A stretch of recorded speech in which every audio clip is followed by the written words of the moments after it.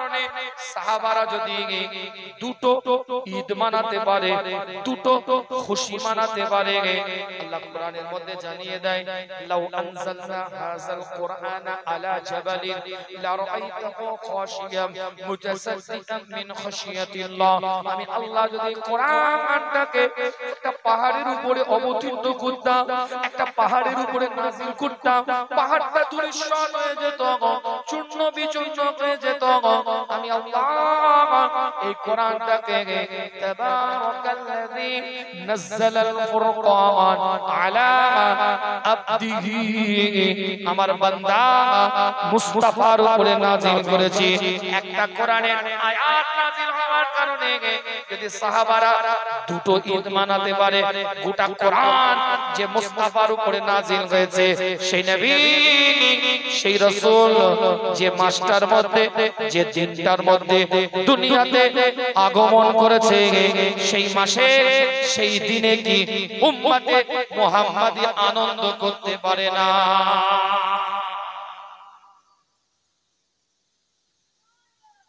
বুঝতে পারছেন না?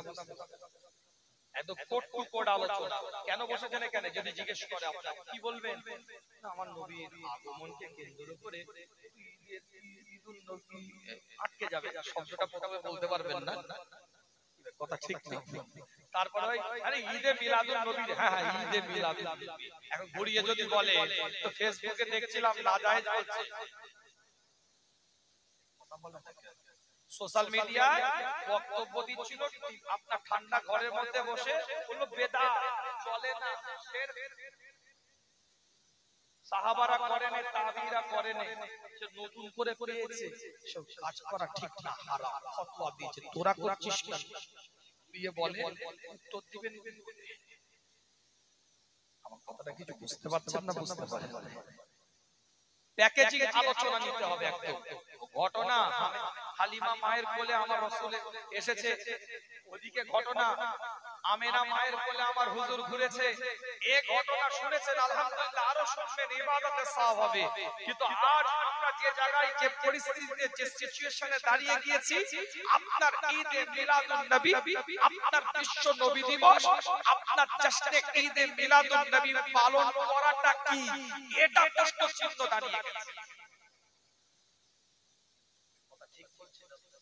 Social media, Facebook, YouTube, WhatsApp, বিভিন্ন লিংকের মাধ্যমে সমাজকে গ্রাস করে নিয়েছে এক শ্রেণীর মিডিয়া বক্তা, এক শ্রেণীর ভাইরাল বক্তা। এক নাম্বার কোরআন থেকে দলিল দিলাম, সূরার নাম সূরাতুল ইউনূস, 58 নম্বর আয়াত। আল্লাহ বলছে আমার রহমত পেয়ে তোমরা আনন্দ করো। কথা বলে না কেন? কথা বুঝতে পারছেন? আল্লাহর সবথেকে বড় রহমত হচ্ছে আমার নবী। আল্লাহ কোরআনে বলছে আলামিনের জন্য রহমতই আমার রাসূল। জোরে বলে সেই নবীকে পেয়ে কি আমরা আনন্দ করতে পারি না? একটা দলিল। তারপরে তিরমিজির দলিল দিলাম, ইবনে মাজাহ দলিল দিলাম, মুয়াত্তা ইবনে মালিকের দলিল দিলাম। হাদিসের কিতাব, ছোট ছোট ছোটি কিতাব না, এত মোটা মোটা কিতাব। রেফারেন্স কোট করেন, সোশ্যাল মিডিয়ায় গিয়ে গুগলে সার্চ দিন, এখন কোট হাদিসের নাম্বার পেয়ে যাবেন। কিতাবটা খুলে দেখেন, আল্লাহ নবী মুহাম্মদুর রাসূলুল্লাহ সাহাবা হযরত ওমর ইবনে খাত্তাব রাদিয়াল্লাহু তাআলা আনহু কে বলছে, এই আয়াতটা নাজিল হলে ইহুদি বলছে, আহলে কিতাব বলছে আমরা আনন্দ করতাম। ওমর ইবনে খাত্তাব বলছে এই আয়াত নাজিল হওয়ার কারণে আমরা দুটো ঈদ মানিয়েছিলাম। একটা কোরআনের আয়াত নাজিল হলে যদি সাহাবারা দুটো ঈদ মানাতে পারে, গোটা কোরআন মুস্তাফার উপরে নাজিল হয়েছে। আল্লাহ বলছে তাবারাকাল্লাযী নাযালাল ফুরকান আলা আবদিহি, আমার বান্দা সরকারে আলম, আমার বান্দা মদিনাতুল আব, আমার বান্দা ইমামুল মুরসালিন, আমার বান্দা ইমামুল হুদা, আমার বান্দা ইমামুল কিবলাতাইন, আমার বান্দা হাবিব নবী তবি সাহিবুল জুদ ওয়াল করম হুজুর আকরাম সাল্লাল্লাহু আলাইহি ওয়াসাল্লামের উপরে আমি আল্লাহ কোরআনটাকে, ফুরকানটাকে নাজিল করেছি। এই কোরআন, এই ফুরকান যদি পাহাড়ের উপরে নাজিল করতাম, লাউ আনজালনা হাযাল কুরআনা আলা জাবালিন, পাহাড়ের উপরে যদি নাজিল করতাম। আল্লাহ বলছে পাহাড়টা চূর্ণ বিচূর্ণ হয়ে যেত, কিন্তু আমি আল্লাহ আমার রাসূলের উপরে কোরআনটাকে নাজিল করে দিয়েছি। এই কোরআন ওয়ালা নবী পৃথিবীতে এসেছে, উম্মতে মুহাম্মাদি কি আনন্দ করতে পারে না? জোরে বলেন, আরেকটু জোরে বলবেন। এতক্ষণ তো মাইকের টিউনিং করলাম, এখন তো আপনাদের গলার টিউনিং করতে হবে। হ্যাঁ, একটু দেন, আল্লাহ আল্লাহ রাসূলেরই তো আওয়াজ দিচ্ছেন নাকি? 26-এর জন্য একটু আটকে রেখেছেন যে ওখানেও কিছু ডেলিভারি দিতে হবে, এখানে ইয়ার কাট দিলে হবে না, এখানে একটু হালকা করে বোলিং করে বেরিয়ে যায়, এরকম কিছু ভাবছেন নাকি? একটু বিশ্ব নবী, বিশ্ব নেতা রাসূলুল্লাহর জন্য একটা আওয়াজ দিয়ে বলেন না আলহামদুলিল্লাহ। সবাই একই সুরে একই আওয়াজ দিয়ে বলেন না আলহামদুলিল্লাহ। আল্লাহু আকবার, আল্লাহু আকবার, নারায়ে তাকবীর, নারায়ে তাকবীর। বিশ্ব নবী দিবস, ঈদে মিলাদুন নবী, সিলসিলায়ে ফুরফুরা শরীফ, মাসলাকে মুজাদ্দিদে জামাত, নারায়ে তাকবীর। এখন আওয়াজ ঠিক আছে না? হ্যাঁ, তুমি ঠিক আছো মা, তোমার দোয়া কবুল হবে মা, তোমার দোয়া। হাসি না, কিন্তু আল্লাহ এ দোয়া চাইতে পারে না, কিন্তু যে দোয়া চাইবে খোদার কসম বলছি, আল্লাহ রাসূল বলছে দোয়া কবুল হবে। নবী কসম খেয়ে বলেছে, খবরদার এই সমস্ত মানুষ গ্রামে পাড়ায় মহল্লায় এলাকায় থাকলে সম্মান দিবে। আমি পীরের আওলাদের থেকে বেশি সম্মান, আমি পীরের আওলাদের থেকেও বেশি সম্মান দিবে। যে গ্রামে, যে পাড়ায়, যে মহল্লায়, যে এলাকায় এইরকম মানুষ আছে, এরা একদিক থেকে প্রতিবন্ধী, অপর দিক থেকে মানসিক ভাবে অসুস্থ, অন্য দিক থেকে শারীরিক ভাবে অসুস্থ, বলতে পারে না, সে তার কষ্ট সে বুঝে। অনেকে হাসি ঠাট্টা মজাক করে, কবিরা গুনাহ হবে। অনেকে রাগায়, খেপায়, জ্বালায়, কবিরা গুনাহ হবে। নবী মুহাম্মদুর রাসূলুল্লাহ সাল্লাল্লাহু আলাইহি ওয়াসাল্লাম বলবো, এই বেচারার জন্য একটা হাদিস বলবো, আরে এই বুঝে না, তোমরা বুঝো কি বসে আছে।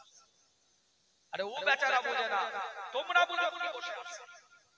হাদিস বলছি মুসলিম শরীফ কিতাবুল বিরর ওয়াস সিলামা, পরিষ্কার করে 2024 নম্বর হাদিসটা খুলে দেখেন। আল্লাহ নবী মুহাম্মদুর রাসূলুল্লাহ সাল্লাল্লাহু আলাইহি ওয়াসাল্লাম সাহাবে کرام হুজুরদের সাথে আলাপ আলোচনা করে, সাহাবে کرام হুজুরদের সাথে কথাবার্তা বলতে থাকে।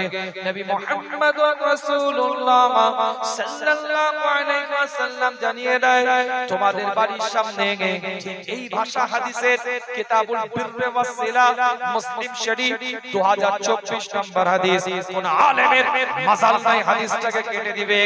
আল্লাহ নবী মুহাম্মদুর রাসূলুল্লাহ সাল্লাল্লাহু আলাইহি ওয়াসাল্লাম জানিয়ে দেয়, তোমাদের বাড়ির সামনে এমন কিছু মানুষ ঘুরে বেড়াবে, তাদের চুলগুলো এলোমেলো কাটা থাকবে, উস্কো খুস্কো অবস্থায় রাখবে, তাদের চুলগুলো এলোমেলো কাটা থাকবে, উস্কো খুস্কো অবস্থায় থাকবে। তোমাদের বাড়ির সামনে যদি তারা দাঁড়ায়, তোমরা দাঁড়াতে দিবে না, তাড়িয়ে দিবে, হাঁটিয়ে দিবে, দূর করে দিবে, তাকে কোনো প্রাধান্যই তোমরা দিবে না। মুস্তাফা তাজেদারে হারাম বলছে, আমার আল্লাহ, আমার মাওলা, আমার পরওয়ারদিগার বেনিয়াজ এমন পাওয়ার ওই সমস্ত বান্দাদেরকে দিয়ে থাকে, ওই বান্দাগুলো খোদার কসম করে বলি, আল্লাহকে যা বলে আমার আল্লাহ তাই শুনে না। ঘরে যে সুবহানাল্লাহ বলবেন, এখানে বলার দরকার নেই, আরে জোরে বলে।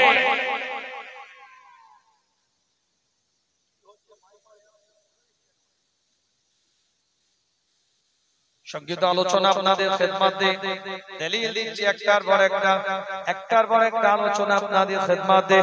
কিতাবটা খুলে দেখেন, কেন আনন্দ করব, কেন ঈদ মানাবো, হুজুরের আগমনকে কেন্দ্র করে আল্লাহর নবী হযরত ঈসা আলাইহিস সালাম তার উম্মতদের উপরে আমার আল্লাহ, আমার মাওলা, আমার নিয়াজ আমার খোদা জান্নাতি খাদ্যটা পাঠিয়েছিলেন, জান্নাতি খাবারটাকে পাঠিয়েছিলেন ঈসা নবী আলাইহিস সালাতু ওয়াস সালামের উম্মাত উম্মতিদের জন্য।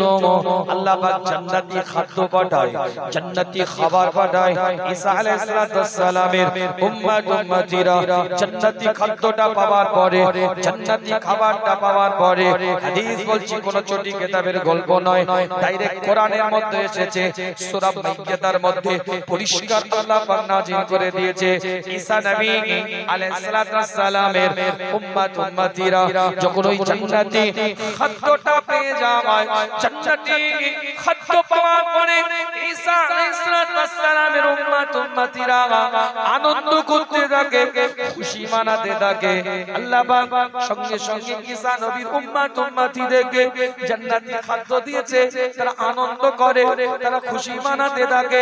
কিতাবটা খুলে দেখেন, ঈসা আলাইহিস সালাতু ওয়াস সালামের উম্মত উম্মতিরা যদি জান্নাতি খাদ্যটা পাওয়ার পরে আনন্দ করতে পারে, উম্মতে মুহাম্মাদি জান্নাতি নবী রাসূল মুস্তাফাকে পেয়ে কি আনন্দ করতে পারে না?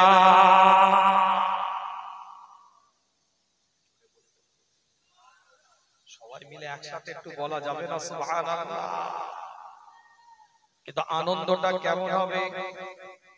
আল্লাহ যেমন নামাজের হুকুম দিয়েছেন, নামাজ পড়ার পদ্ধতির কথাও আল্লাহ কোরআনে বলেছে।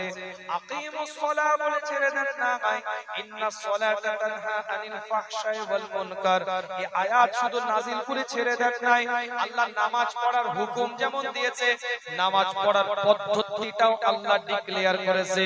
আল্লাহ কোরআন দিয়ে বলছেন, কুতিবা আলাইকুমুস সিয়াম কামা কুতিবা আলাল লাযিনা মিন ক্বাবলিকুম লাআল্লাকুম তাত্তাকুন।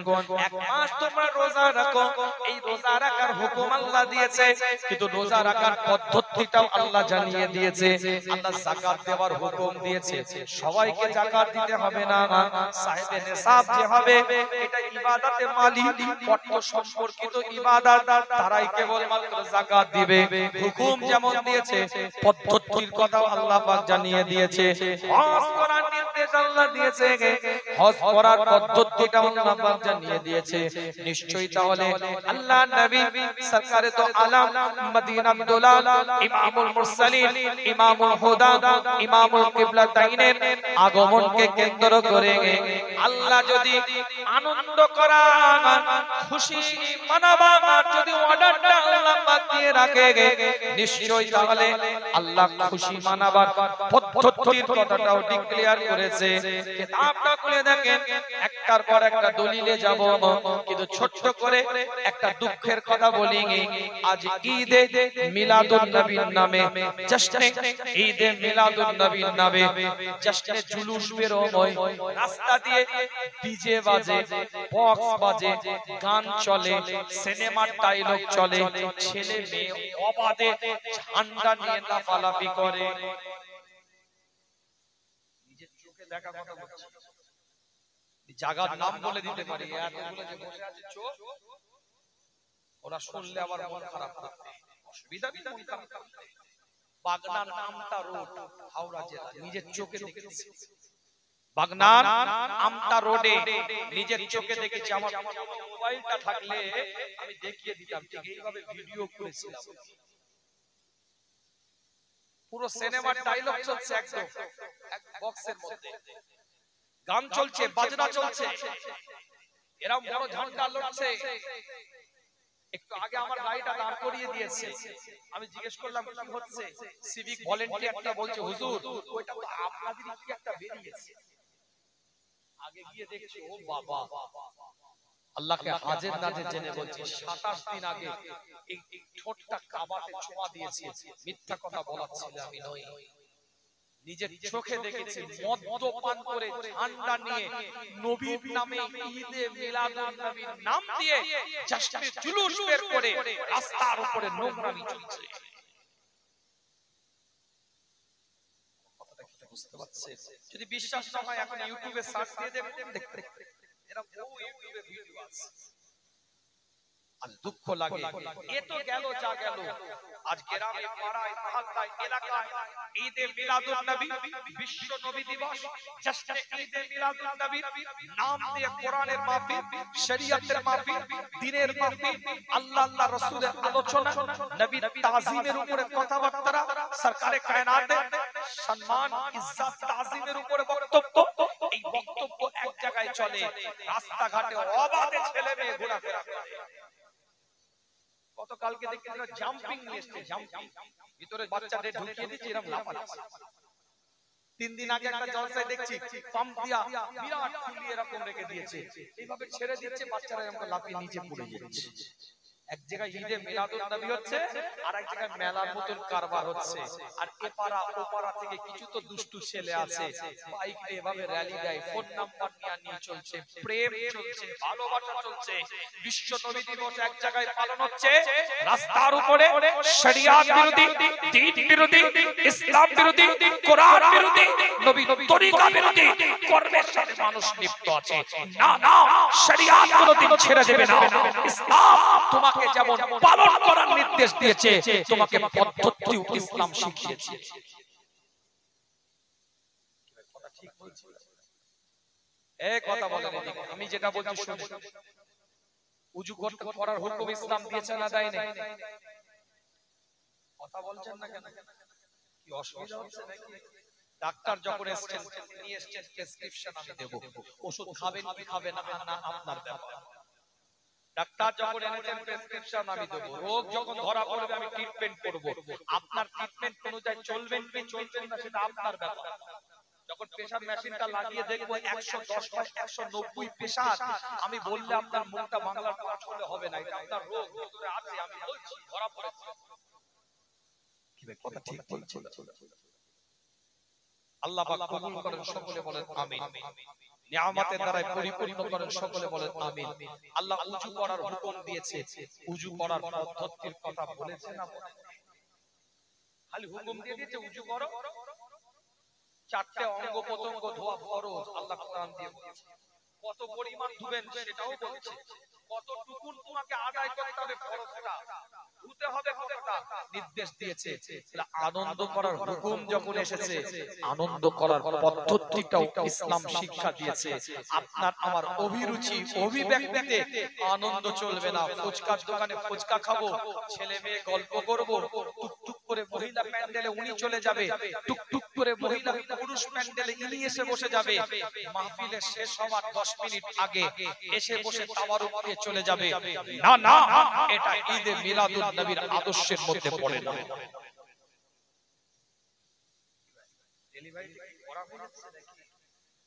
জাস্ট একটা অ্যান্টিবায়োটিক দিলাম, কেমো রেডিওথেরাপি অনেক বাকি আছে, খালি কান মতো দিয়ে যাবে আর মাঝে মাঝে ঝনঝন করে উঠবে। ওজন্য বলি সব জায়গায় আমায় দাওয়াত করিস নি, কেন? লোড নিতে পারবে না। এটা তো ব্যাপার আছে না, হার্ড ডিস্কের ব্যাপার আছে, প্রসেসর, এই যে এতগুলো সব প্রসেসর এক নয়, সব মডেল এক নয়, কাজ এক, সব অ্যান্ড্রয়েড, সব মাল্টিমিডিয়া, কিন্তু এর এক একটা প্রসেসর আলাদা, হার্ড ডিস্ক আলাদা, র‍্যাম আলাদা, এদের অ্যাবিলিটি আলাদা, কোম্পানি আলাদা, ব্র্যান্ড আলাদা। বক্তা সবাই, সবাই আমার লোড নিতে পারবে না। আমি একটা বক্তা, আমাকে নিয়ে সবাই সংসার করতে পারে না, আর যারা সংসার করে চটচটে তালাক দেয় না। বুঝতে পারছে? কেন? লোড নেওয়ার একটা ক্ষমতা, এই ক্ষমতা যার লোড নেওয়ার আছে, সে নিজে আত্মসমালোচনা করে না। উপযুক্ত কথাগুলো ঠিকই বলছে। আর কিছু তো বুঝতেই পারছেন, চারিদিকে নেড়া, মাঝখানে টুপি পরে আছে, যেন মনে হচ্ছে উমরা থেকে এসেছে, আর টুপি খুলে দিয়েছে, চুলে এইখানে লাফাচ্ছে, 3 রকম কালার। ওরা বলবে হুজুরকে কেন এনেছিস খামাখায়? চল চল চল, ওরা কিছু বুঝতে পারছে।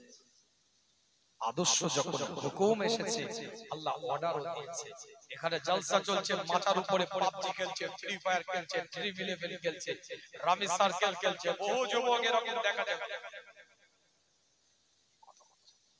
বহু যুবক ইলেকট্রনিক সফটওয়্যার বেরিয়ে গেছে, লুডু, পিকু, তাস, ক্যারাম বোর্ড, গোটা পৃথিবীব্যাপী জুয়া চলছে, মুসলমানের ছানা নেশায় পড়ে আছে। টুকটুক করে আসবে, কখন? যখন তাবারুক দিবে, টুকটুক করে আসবে, দেখবে ভিজে বিড়ালের মতো বসে আছে ওটা ছেলে ভালো মত টিকি দেখতে পাওয়া যায় কোরআনের মাহফিল শরীয়তের মাহফিল দ্বীনের মাহফিল আল্লাহ আল্লাহ রাসূলকে খুশি করার মাহফিল নবীর ঈদে মিলাদুন নবী বিশ্ব নবী দিবস জশ্নে ঈদে মিলাদুন নবী সরকারে দো আলমের হুজুরের শান মান ইজ্জত তাজিমের মাহফিল আল্লাহ নবী আল্লাহ রাসূল সাহাবে کرام হুজুরদের সাথে আলাপ আলোচনা করতে থাকে সাহাবে کرام হুজুরদের সাথে কথাবার্তা বলতে থাকে একটার পর একটা আলোচনা সময় স্বল্পতা খুব ফাস্ট একটু আলোচনা করতে চাইছি আপনাদের খিদমতে দলিল দিয়ে কথাগুলো একটু বলে দিয়ে যায় আল্লাহ পাক হুকুম যখন দিয়েছে আনন্দ করার হুকুম যখন দিয়েছে আনন্দ করার আল্লাহ পাক হুকুম দেওয়ার পরে পদ্ধতির কথাও বলে দিয়েছে কিভাবে আনন্দটা হবে কিভাবে খুশিটা হবে কিতাবটা খুলে দেখেন পরিষ্কার করে মুসলিম শরীফের হাদিস বলছি কোন ছোট কিতাবের গল্প নয় আল্লাহর নবী নবী মুহাম্মদুর রাসূলুল্লাহ সাল্লাল্লাহু আলাইহি ওয়াসাল্লাম সাহাবে کرام হুজুরদেরকে নিয়ে আলাপ আলোচনা করতে থাকে সাহাবে کرام হুজুরদেরকে নিয়ে কথাবার্তা বলতে থাকে আল্লাহর নবী নবী মুহাম্মদুর রাসূলুল্লাহ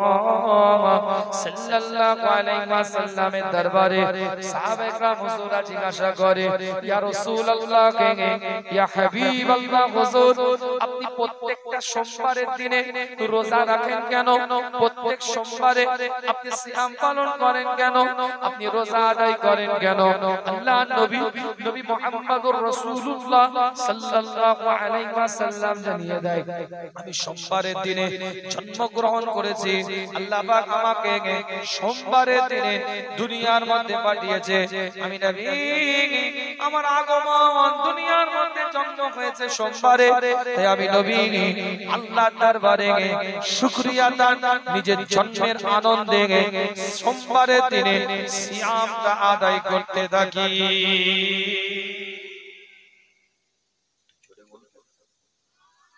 প্রতি সোমবারের দিনে রোজা রাখা উম্মতে মুহাম্মাদির জন্য নবীর আগমনকে কেন্দ্র করে এটা আনন্দ প্রকাশ করা খুশি প্রকাশ করা একটার পর একটা দলিল আপনাদের খিদমতে বিস্তারিত কথা বলে আপনাদেরকে কষ্ট দেব না কোরআন থেকে দলিল দিয়েছি হাদিস থেকে দলিল দিয়েছি ঈদে মিলাদুন নবী বিশ্ব নবী দিবস সরকারে কায়নাত মদিনাতুল আমান ইমামুল মুরসালিন ইমামুল হুদা ইমামুল কিবলাতাইন হুজুর আকরাম সাল্লাল্লাহু আলাইহি ওয়াসাল্লামের আগমনকে কেন্দ্র করে আনন্দ করতে হবে সে আনন্দ করার পদ্ধতিটা কেমন হবে একটার পর একটা দলিল দিয়ে আজকে আজ আপনার গ্রামে আজ আপনার পাড়ায় আজ আপনার মহল্লায় প্রত্যেকটা বাড়িতে পৌঁছে যান অসহায়ের পাশে গিয়ে দাঁড়িয়ে যান বিপদগ্রস্ত মানুষের কাছে গিয়ে দাঁড়িয়ে যান এতিমটার হাতের মধ্যে একটা চকলেট তুলে দেন এতিমটার মাথায় একটা হাতটা বুলিয়ে দেন অসুস্থকে একটু খবরটা নিয়ে আসেন প্রয়োজন হলে দরকার হলে হাতের মধ্যে একটু অর্থ তার তুলে দেন পাশের বাড়ি মানুষটা মাজলুম অবস্থায় আছে তার পাশে গিয়ে একটু দাঁড়িয়ে যান তাকে একটু সহযোগিতা করতে থাকেন জাত থেকে নয় ধর্ম থেকে নয় সম্প্রদায় থেকে নয় রিলিজিয়াস থেকে নয় এনি রিলিজিয়াস পারসন যে কোনো ধর্মের মানুষ হোক না কেন তার জন্য সহযোগিতার হাতটা বাড়িয়ে দেন আজকে যদি কোনো এতিম কোনো অসহায় বাড়ির কাছে গিয়ে যদি বাচ্চাটার হাতের মধ্যে একটু চকলেটটা তুলে দেন জিজ্ঞাসা করবে কেন দিচ্ছ বাবা চকলেটটা তুমি আমাকে বাচ্চা ছেলে আপনাকে জিজ্ঞাসা করছে চাচা কেন চকলেটটা দিচ্ছ ভাই কেন চকলেটটা দিচ্ছ আপনি আওয়াজ দিয়ে বলে দেন এই মাসে হুজুর আগমন করেছে আমাদের নবী দুনিয়াতে এসেছে আমাদের রাসূল দুনিয়াতে এসেছে তাজেদারে হারাম দুনিয়াতে এসেছে এই আনন্দ করে তোমার হাতের মধ্যে আমি একটু আমরা একটু চকলেটটা তুলে দিচ্ছি বাচ্চা এতিম মুখের মধ্যে হাসি ফুটে যাবে মুস্তাফা রূহটা খুশ হয়ে যাবে রূহের জগৎ থেকে আল্লাহর নবী আল্লাহর রাসূল আপনার আমার জন্য দোয়া করতে থাকবে আজ সবথেকে এতিমের কাছে যান গরিবের কাছে যান, অসহায়ের কাছে যান, দারিদ্রের কাছে যান। আজ এই গ্রামে সবথেকে নিরীহ মজলুম অবস্থায় বিছানায় পড়ে আছে, যাও এক জলসা কমিটি, তুমি গিয়ে তার পাশে গিয়ে দাঁড়াও। কি লাগবে চাচা, কি হয়েছে তোমার, কি অসুবিধা বলো। সে তোমাকে বলুক চাই না বলুক, তুমি পাশে দাঁড়াও। বেবস্ত্রকে বস্ত্র দিয়ে, ক্ষুধার্তকে ক্ষুধা খাবার দিয়ে, সে যখন জিজ্ঞাসা করবে কেন দিচ্ছ, বলে আজ আমার রাসূল আগমন করেছে, এই মাসে মুস্তাফা দুনিয়াতে এসেছে, এই আনন্দে তোমার হাতে কিছু অর্থ দিয়েছি, তোমার হাতে কিছু খাবার তুলে দিয়েছি, তোমার পরিবারের জন্য কিছু সহযোগিতার হাত বাড়িয়ে দিয়েছি। মুস্তাফার রূহ খুশ হয়ে যাবে, রূহের জগৎ থেকে তোমার উপরে, তোমাদের উপরে আল্লাহর তরফ থেকে রহমত আসবে।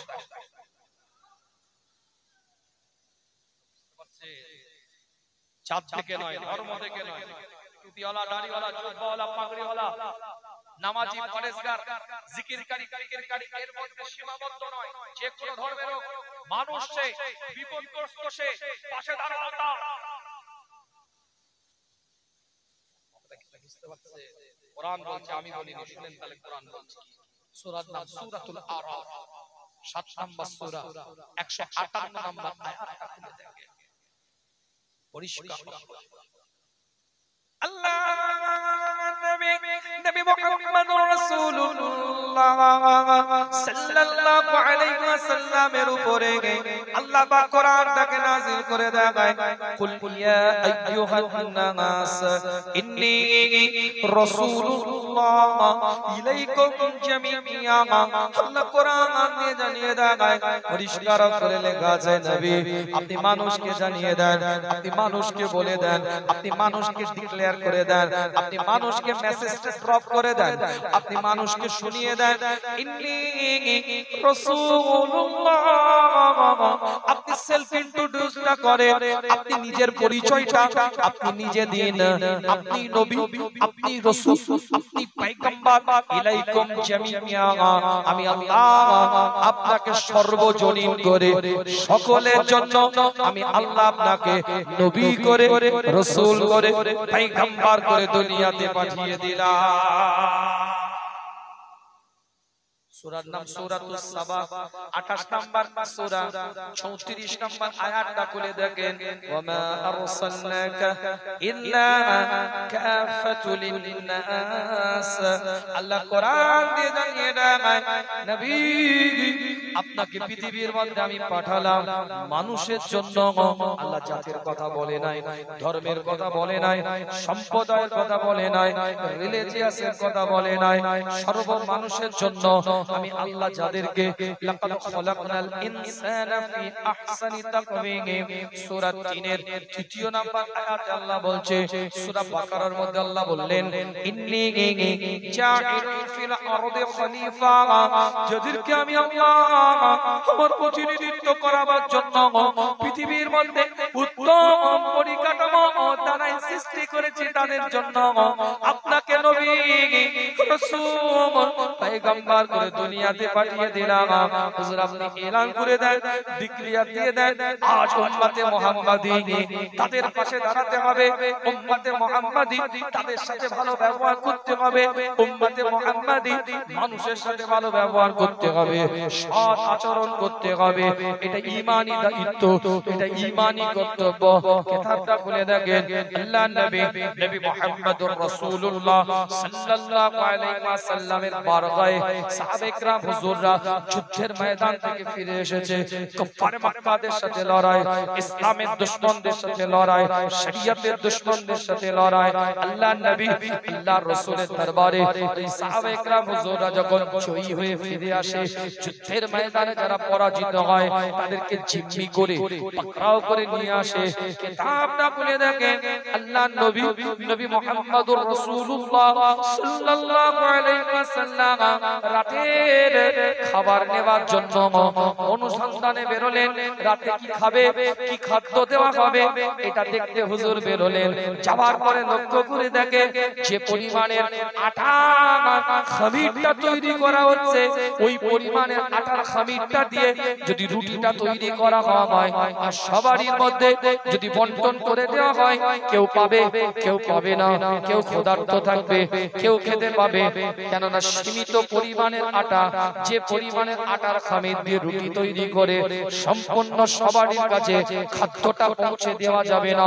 আল্লাহর নবী সাহাবারা হুজুরদেরকে ডাকলেন। হুজুর আমার সাহাবাদের দিকে লক্ষ্য করে এলান করে দিলেন, আমার সাহাবারা তোমরা যে পরিমাণে আটা খামিরটা তৈরি করছো, ওই খামিরগুলো দিয়ে রুটি তৈরি করতে থাকো।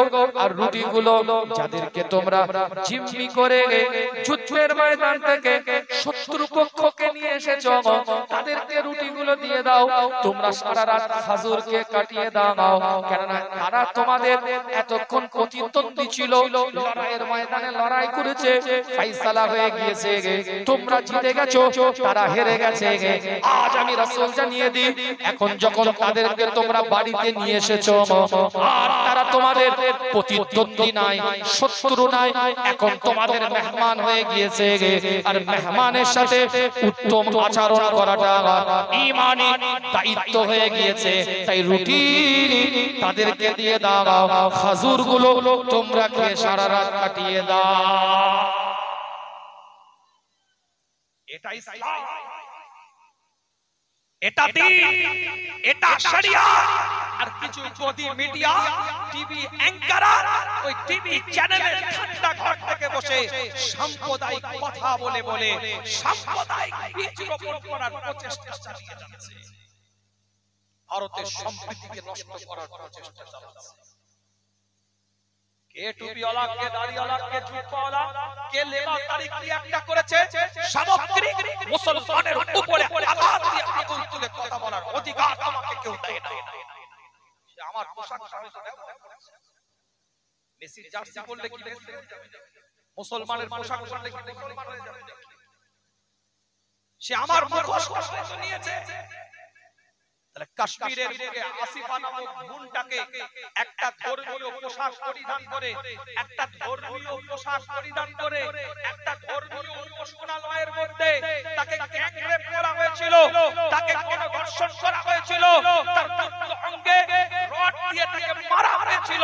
তাহলে আমরা তো কোশ্চেন কালেও বলিনি যে কোন ধর্মীয় ব্যক্তি কাজ করেছে, না না, এটা কোন ধর্মীয় ব্যক্তির কাজ হতে পারে না। সেই ধর্মের পোশাক ব্যবহার করে অমানবিকতার আচরণ করেছে, অমানসিকতার আচরণ করেছে, মনুষ্যত্বহীনের পরিচয় দিয়েছে। এর জন্য কোন ধর্মীয় ব্যক্তিত্ব দায়ী নয়, কোন ধর্ম দায়ী নয়।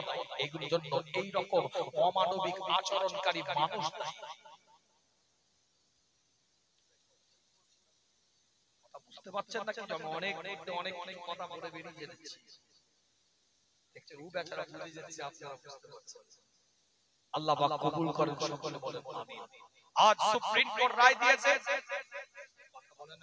ওয়াকফ অ্যামেন্ডমেন্ট বিল 2024 সুপ্রিম কোর্ট রায় দিয়েছে। যে সুপ্রিম কোর্টের রায় দেওয়ার পিছনে আমাদের মতন গুনাহগারদের কেসের ফাইলটাও করা ছিল। আর অনেকে করেছে, মাশাআল্লাহ, আল্লাহ করার তৌফিক দিয়েছে, আল্লাহ আরো করার দেখ। এখনো পর্যন্ত মোটামুটি আমাদের জন্য সান্ত্বনা পুরস্কার পাওয়া যাচ্ছে বলে আশা করা যাচ্ছে। এখনো পর্যন্ত রায় পরিপূর্ণ হয়নি।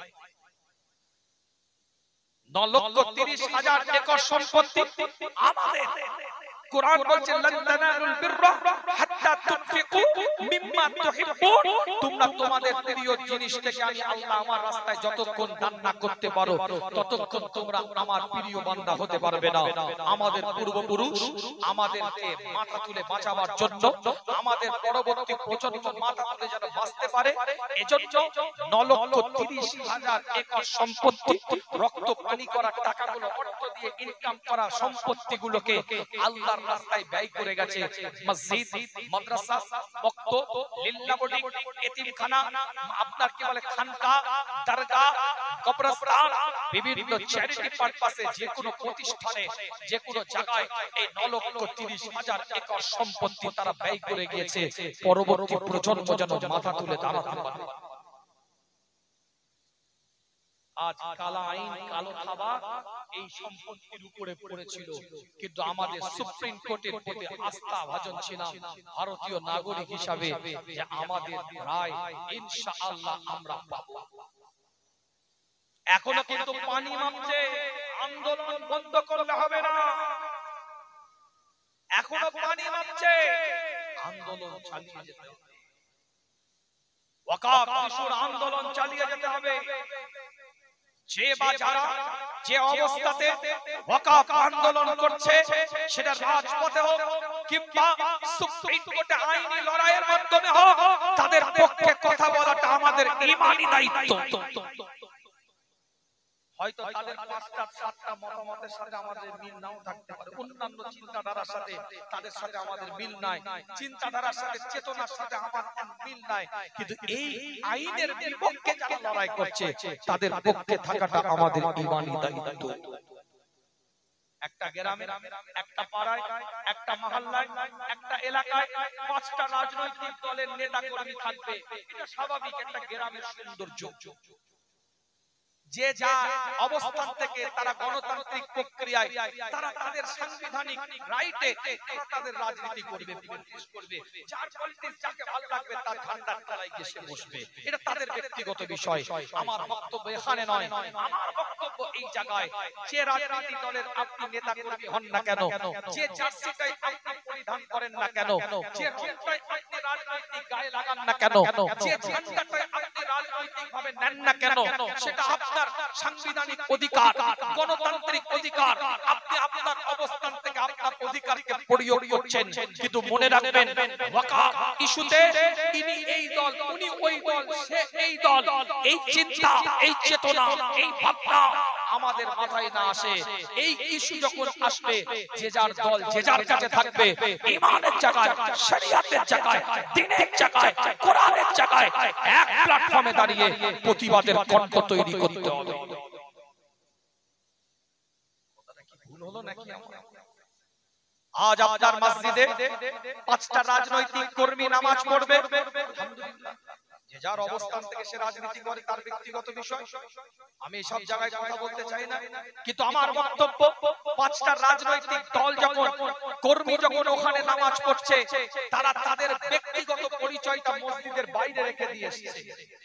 ভিতরে যখন ঢুকে গিয়েছে তারা প্রত্যেকই ৫ জন মুসল্লি, কাতারে যখন দাঁড়িয়ে গিয়েছে তারা প্রত্যেকই ৫ জন নামাজি। বাইরে তাদের আলাদা পরিচয় থাকতে পারে, আলাদা ট্যাগ লাগানো থাকতে পারে, আলাদা লেভেল লাগানো থাকতে পারে, মসজিদের মধ্যে একটাই ট্যাগ, একটাই লেভেল, একটাই পরিচিতি, একটাই পরিচয়। তারা ৫ জনই মুসল্লি। ওই মসজিদটার দিকে যদি কেউ আঙুল তোলে, এই ৫ জনের আলাদা চিন্তা থাকবে না, বাইরের চিন্তা আলাদা হতে পারে। মসজিদের মধ্যে প্রত্যেকটা ইমানদার মুসল্লির চিন্তা একটাই থাকবে, এই মসজিদটাকে জান দিয়েও আমাকে হেফাজত করতে হবে। এতে আমার নেতা খুশি হোক চাই না, আমার নেত্রী খুশি হোক চাই না, এই মসজিদের দিকে যখন আঙুল উঠেছে আমাদের এক জায়গায় দাঁড়িয়ে মসজিদটা হেফাজতের দায়িত্ব নিতে হবে। এটা ঈমানি দায়িত্ব। কথা ভুল বলছি না ঠিক বলছি না? অসুবিধা হচ্ছে আপনাদের? বললাম না মাঝে মাঝে কেমন মতন হাওয়া যাবে, বুঝতে পারবেন। জীবনের নীতিমালা তৈরি করেন, উসুল তৈরি করেন, নাটক, অভিনয়, ড্রামাবাজি নয়। ওয়াকাফ আইনে 2024 অ্যামেন্ডমেন্ট বিল সুপ্রিম কোর্ট মোটামুটি যে 3টে কথা বলেছে, কিছুটা হলেও আমরা একটু স্বস্তির নিঃশ্বাস নিতে পারবো। কিন্তু আন্দোলন বন্ধ করলে হবে না, আন্দোলন আরো চড়াও করতে হবে।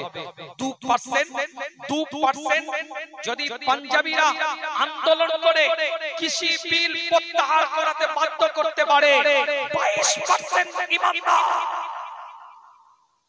গোটা ভারতবর্ষের বুকে এক চেনে যদি উঠতে পারে, আজ আমরা প্রতিবাদের কণ্ঠ যদি তৈরি করতে পারি, জাতি ধর্ম বর্ণ সম্প্রদায়কে দলবদ্ধভাবে, কেন এই বিল সংবিধান বিরোধী বিল, এটা কোনো আপনার কোন ধর্মের প্রতি আমাদের লড়াই নয়, লড়াই তাদের প্রতি যারা এই বিলটাকে পরিবর্তন করার প্রচেষ্টা চালাচ্ছে। কোন ধর্মীয় ব্যক্তির সাথে আমাদের লড়াই নয়, কারণ 232 জন ওয়াকফ অ্যামেন্ডমেন্ট বিলের বিপক্ষে ভোট দিয়েছে এমপি, 232 জন, তার মধ্যে 40 জন মুসলমান আর 192 জন অন্য স্বজাতির মানুষ, অন্য ধর্মের মানুষ।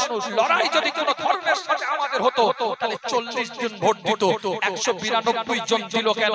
তার মানে এটাই এর পরিষ্কার স্পষ্ট বক্তব্য যে আমাদের পাশে যখন 232 জনের মধ্যে 192 জন অন্য স্বজাতির মানুষ, তারাও বলছে এটা ওয়াকফ অ্যামেন্ডমেন্ট বিলটা এটা সংবিধান বিরোধী বিল। তাই সংবিধান বাঁচাবার দায়িত্ব শুধু মুসলমানদের নয়, সংবিধান বাঁচাবার দায়িত্ব ভারতের নাগরিকের। 2024 ওয়াকফ অ্যামেন্ডমেন্ট বিল এটা ভাইলেট করছে, ভাইলেট সাংবিধানিক অ্যাক্ট 26 এ কে ভাইলেট করেছে, 14 অ্যাক্ট কে ভাইলেট করেছে, যে সংবিধানের মধ্যে পরিষ্কার লেখা আছে সর্বজাতির সর্বধর্মের মানুষ এই ভারতবর্ষে বসবাস করতে পারবে, নিজ নিজ ধর্মীয় কার্যকলাপ তারা করতে পারবে, নিজ নিজ ধর্মীয় প্রতিষ্ঠানে তারা তাদের ধর্মীয় সম্পদগুলোকে ব্যয় করতে পারবে, কারোর কোনো হস্তক্ষেপ করার অধিকার নাই। তাই সংবিধান আপনার কি বলে 2024 এর এই যে বিলকে সংবিধান বিরোধী বিল হচ্ছে, তাই আমাদের প্রত্যেকের দায়িত্ব ভারতের সংবিধান বাঁচাবার জন্য ঝাঁপিয়ে পড়া। আল্লাহ পাক কবুল করেন, সকলে বলেন আমিন। এটা ঈমানি দায়িত্ব, ঈমানি কর্তব্য। একটু সচেতন করলাম, অসুবিধা হলো নাকি আপনার? ঐক্য একতা দরকার আছে না নাই? কে কে একমত? দুটো হাত তুলে এইভাবে দেখেন, এইভাবে দুটো হাত তুলে, এই হাত তুলতে বলেছেন, হাতটা তুলেন দুটো, একটু হাতটা নাড়ান দেখি, তাকবীরের ধ্বনি দেন দেখি, নারায়ে তাকবীর, ইমানদারের মতো আওয়াজ দেন নারায়ে তাকবীর, মুসলমানের মতো একটা চিৎকার দেন দেখি, নারায়ে তাকবীর, নারায়ে তাকবীর। সিলসিলায়ে ফুরফুরা শরীফ, সিলসিলায়ে ফুরফুরা শরীফ, মাসলাকে মুজাদ্দিদে জামা, ঈদে মিলাদুন নবী, নারায়ে তাকবীর।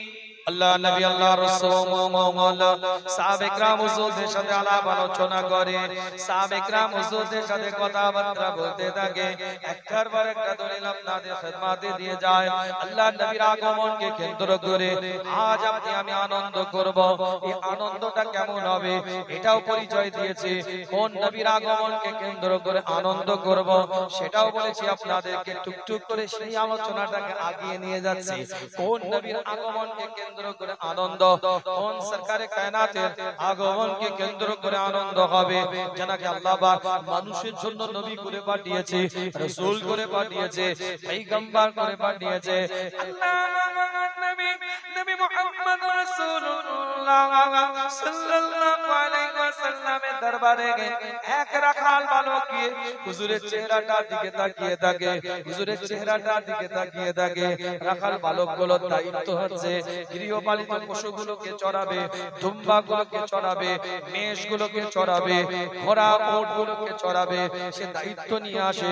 কিন্তু পাহাড়ের চূড়ার মধ্যে দুম্বা উট মেষগুলোকে ছেড়ে দিয়ে রাখাল বালক মুস্তাফার কদমে বসে বসে হুজুরের চেহারাটার দিকে তাকিয়ে থাকে, সরকারে কায়নাতের কদমে বসে বসে মুস্তাফার চেহারাটার দিকে তাকিয়ে থাকে। মনিবের কাছে খবর হয়ে যায় রাখাল বালক মেষ চড়ায় না, রাখাল বালক ঘোড়া চড়ায় না, রাখাল বালক উট চড়ায় না, রাখাল বালক কোন গবাদি পশু চড়াচ্ছে না। সে মাঠের মধ্যে ছেড়ে দিয়ে পালকে পাট পশুগুলোকে সে গিয়ে মুস্তাফার কদমের তলায় বসে বসে মুস্তাফার চেহারাটার দিকে তাকিয়ে থাকে। মায়ের কাছে মনিব গিয়ে খবর দেয়, তোমার ছেলে ডিউটি করে না, তোমার ছেলে দায়িত্ব পালন করে না, তোমার ছেলেকে আর কাজ করতে আসতে হবে না। যদি সে ডিউটি না পালন করে, সে যদি নিজের কাজ না করে, তাহলে সে যেন আজ কাজ করতে না আসে। তাকে কাজ দিয়েছি বকরি চড়াবার, তাকে কাজ দিয়েছি উট চড়াবার, তাকে কাজ দিয়েছি গৃহপালিত পশুগুলোকে চড়াবার, কিন্তু পালকে পাট সব পশুগুলোকে পাহাড়ে চূড়ার উপরে তুলে দিয়ে তারা আপন মনে চড়তে থাকে। আর নবী মুহাম্মদুর রাসূলুল্লাহর কথা বলছে যে মুহাম্মাদের কাছে গিয়ে বসে বসে তার চেহারাটার দিকে তাকিয়ে থাকে, না আসতে হবে না, মানা করে দিও। মা রেগে গেছে, ছেলের দিকে তাকিয়ে বলে, তোকে ডিউটি দিয়েছে, একটা কাজ দিয়েছে, একটা দায়িত্ব দিয়েছে, গবাদি পশুগুলোকে চড়াবার জন্য, গৃহপালিত পশুগুলোকে চড়াবার জন্য, আবাদ করার জন্য পাহাড়ের চূড়ায় নিয়ে গিয়ে তাদেরকে দেখবি, দেখভাল করবি, কেয়ারটেকার রাখাল বালক হিসাবে তুই কাজ করবি। আজ কেন তুই ওই কাজ দায়িত্ব বাদ দিয়ে মুহাম্মাদের দরবারে গিয়ে বসে আছিস? কি ব্যাপার? না তুই ওখানে যাবি না, তোর দায়িত্ব তুই পালন কর। না তুই ওখানে যাবি না, তুই তোর দায়িত্বটা পালন কর। কিতাবের রিওয়ায়াতের মধ্যে পাওয়া যায় রাখাল বালকের চোখে পানির তোষা গড়িয়ে যায়, ওঝর ঝনের রসারি করতে থাকে। মায়ের চেহারাটার দিকে তাকিয়ে বলে, মা আর তোমাকে আমাকে নিষেধ করতে হবে না ওখানে যাওয়ার জন্য, কিন্তু একটা বারের জন্য আমি ওখানে যাব না, তোমার কথাটাই মেনে নেব। কিন্তু তোমার কথা মেনে নেবার আগে একটা বারের জন্য আমি যে বরগায়ে, যে দরবারে, যে কদমে, যেখানে গিয়ে বসে থাকি, চাতক পাখির না জানার চেহারাটার দিকে তাকিয়ে থাকি, তার চেহারাটা একবার তোমাকে দেখতে হবে, তার চেহারাটার দিকে তোমাকে একবার তাকাতে হবে। মাও গেছে, খালাও গেছে, দূর থেকে রাখাল বালক পরিচয় দেয়, ওই দেখো একটা চকচকে চেহারা, ওই দেখো একটা ঝকঝকে চেহারা, ওই দেখো একটা নুরানি চেহারা, ওটাই তাজেদারে হারাম, ওটাই মদিনার দুলাল, ওটাই ইমামুল মুরসালিন, ওটাই ইমামুল হুদা, ওটাই ইমামুল কিবলাতাইন, ওটাই হাবিব, ওটাই নবীব, ওটাই তাবিব, ওটাই সাহেবুল জুদ ওয়াল কারামা। ওই যে চকচকে ঝকঝকে নুরানি চেহারাটা, আলোটা যে মা দেখতে পাচ্ছ, খালা তুমি দেখতে পাচ্ছ, ওই ওনার কদমে গিয়ে আমি বসে থাকি দীর্ঘক্ষণ। মা হুজুরে আকরাম সাল্লাল্লাহু আলাইহি ওয়াসাল্লামের চেহারাটা দূর থেকে দেখতে থাকে দীর্ঘক্ষণ। খালা হুজুরে আকরাম সাল্লাল্লাহু আলাইহি ওয়াসাল্লামের চেহারাটা দূর থেকে দেখতে থাকে। রাখাল বালক চিন্তা করে মা কি বলবে, মনের মধ্যে একটা পালপিটেশন চলছে। মা যদি বলে দেয় না আসবি না, তাহলে তো আর আসতে পারবো না, কি বলবে? মায়ের চোখের পলকটা পড়ে না, খালার চোখের পলকটা পড়ে না। দীর্ঘ সময় সরকারে দো আলামের দিকে তাকাবার পরে, মদিনার দুলালের দিকে তাকাবার পরে, ইমামুল মুরসালিনের দিকে তাকাবার পরে, মা খালা দুজনে চিৎকার দিয়ে বলতে থাকে, তুই সব কাজ ছেড়ে দে, সব দায়িত্ব বাদ দিয়ে দে, সব কর্মকে উপেক্ষা করে তুই মুস্তাফার কদমে লুটিয়ে পড়ে থাক, মুস্তাফার কদমে নিজেকে কুরবান করে দে।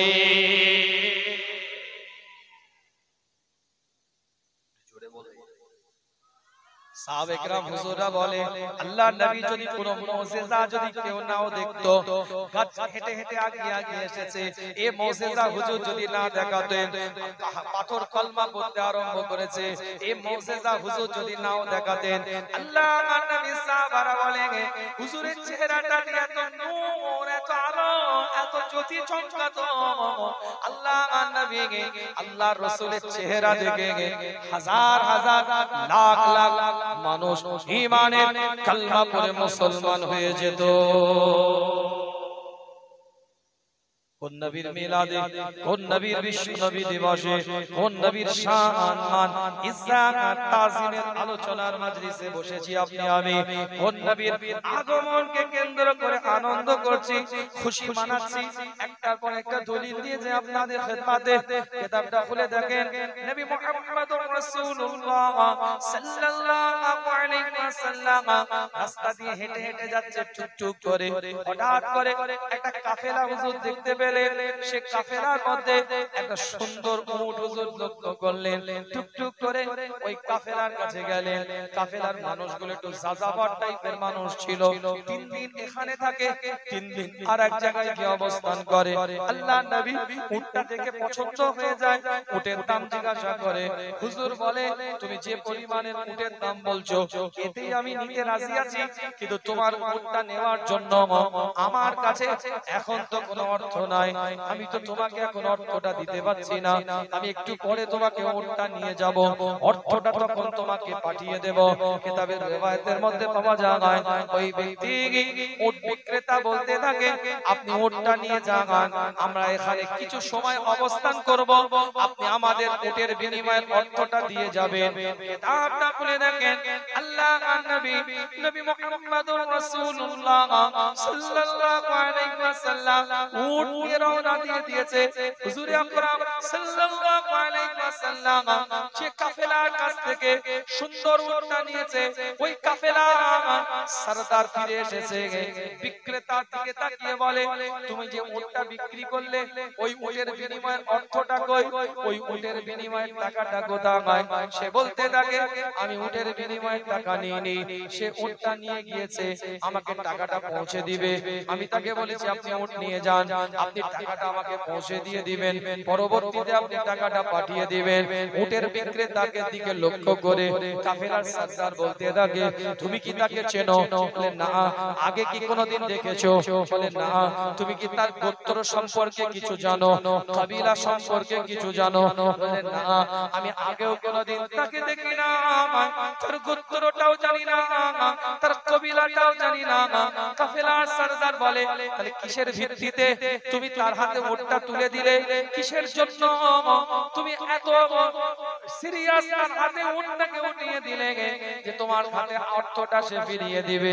উট বিক্রেতা চিৎকার দিয়ে সরদারের দিকে তাকিয়ে বলে, আমি তার চেহারাটার দিকে তাকিয়েছিলাম, সে আমার উট দেখছিল, আমি তার চেহারাটার দিকে তাকিয়েছিলাম, সে আমার উট পছন্দ করছিল, আমি তার চেহারাটার দিকে তাকিয়েছিলাম, আমি তার চেহারাটা দেখতে দেখতে আমার মনে হয় এই মানুষ মিথ্যা বলতে পারে না, এই মানুষ ধোঁকা দিতে পারে না, এই মানুষ ওয়াদা করে ওয়াদা খেলাফ করতে পারে না।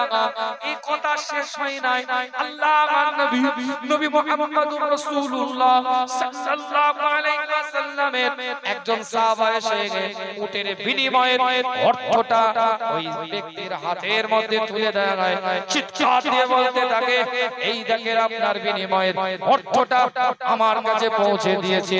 আমি তার চেহারা দেখে ভেবে নিয়েছিলাম মিথ্যা বলতে পারে না, এই মানুষটা ধোঁকা দিতে পারে না, এই মানুষটা ওয়াদা করে ওয়াদা খেলাফ করতে পারে না। চেহারা কথা বলবে, কথা কি বুঝতে পারছেন? আল্লাহর নবী নবুয়ত পাইনে 40 বছর বয়সে নবুয়ত পেয়েছে, তার আগে কি সার্টিফিকেট পেয়েছে? আস-সাদিক। তার আগে কি সার্টিফিকেট পেয়েছে? আল আমিন। আগেই বলছে, শত্রু বলছে না ওটা অন্য ধর্ম পালন করতে পারে, কিন্তু ছেলেটা ভালো। কথা ঠিক বলছে। আজ আমাদেরকে পাড়ায়, গ্রামে, মহল্লায়, এলাকায় এই অবস্থানটা ফুটিয়ে তুলতে হবে। আপনার শত্রু যেন বলে না আমার সাথে তার একটা মনোমালিন্য হতে পারে, ওটা অন্য বিষয়, তার সাথে আমার একটা দূরত্ব আছে, ওটা ভিন্ন বিষয়, কিন্তু লোকটা সৎ, এই জায়গা তৈরি করে তবে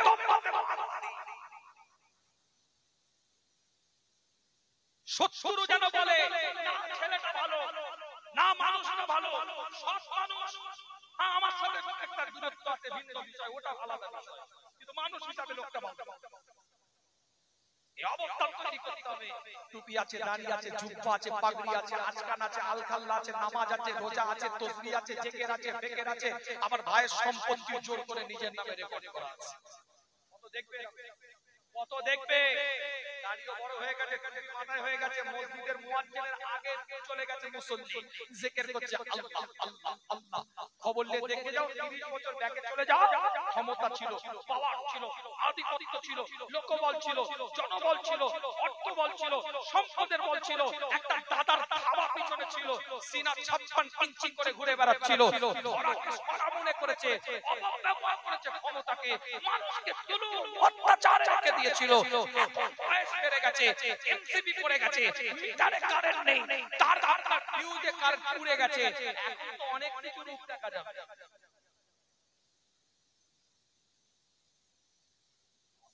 বুঝতে পারছেন না? বুঝতে পারেন?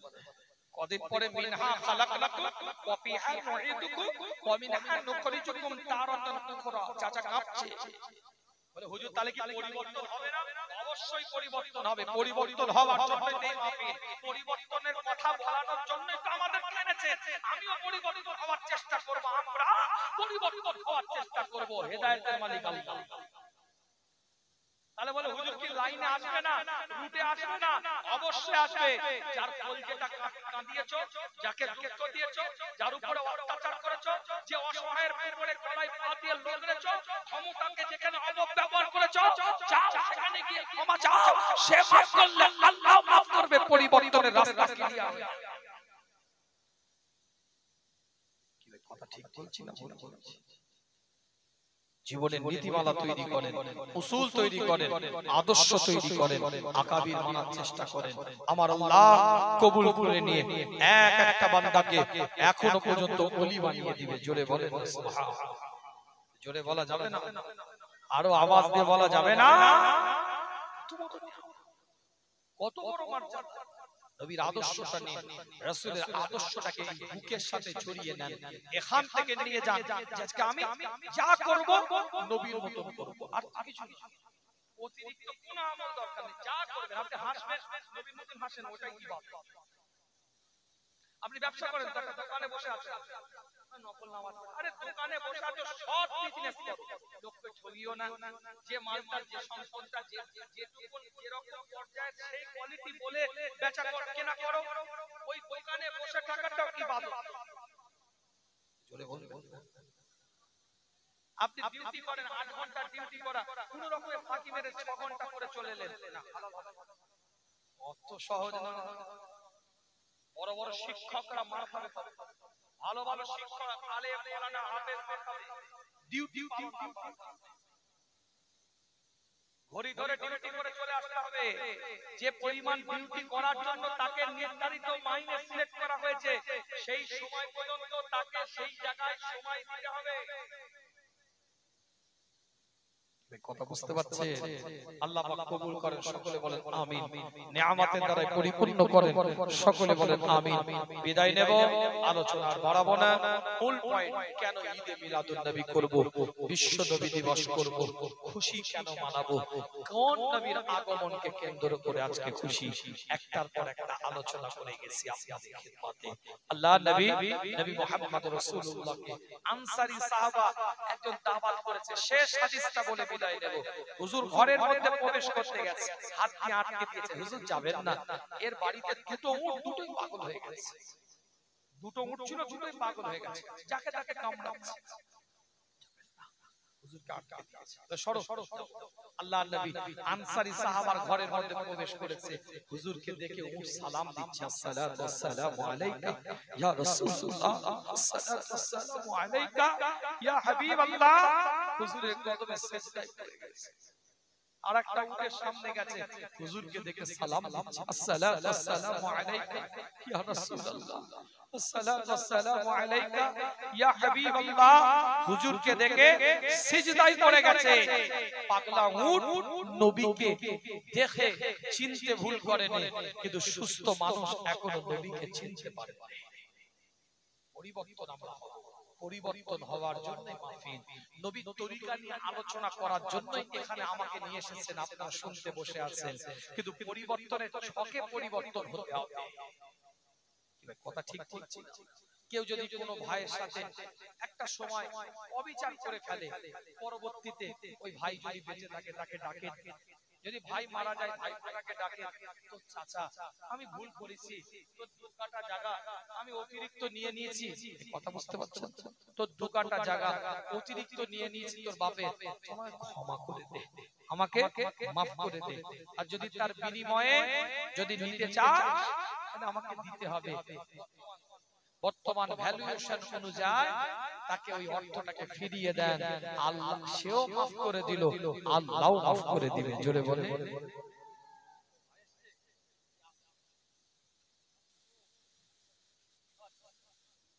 মাশাআল্লাহ। এটা তাকবীর দেন, নারে তাকবীর, নারে তাকবীর। এখন আপনাদের তো সোনায় সোহাগাতা এক পীরজাদাকে দাওয়াত করেছিলেন, দুই পীরজাদা এসে গেছে, আমাকে নিয়ে তিন হয়ে গেছে। কথা ঠিক না? মাশাআল্লাহ। হরিণখোলা দরবার শরীফ আমাদের ভালোবাসার মানুষ, আমার খুব ভাই ভাই আলোচনা করবে। আর আমাদের মাহফুজুল্লাহ ভাই আসছে, কথাবার্তা রাখবে ইনশাআল্লাহ। আমি গুনাহগার, বিদায় নেই। আগেই বললাম দোয়া করবেন আমার জন্য। আমার ওয়ালেদ সাহেব হুজুর অসুস্থ, কালকে 7টায় ওটি হবে, হুজুরের জন্য দোয়া করবেন। আল্লাহ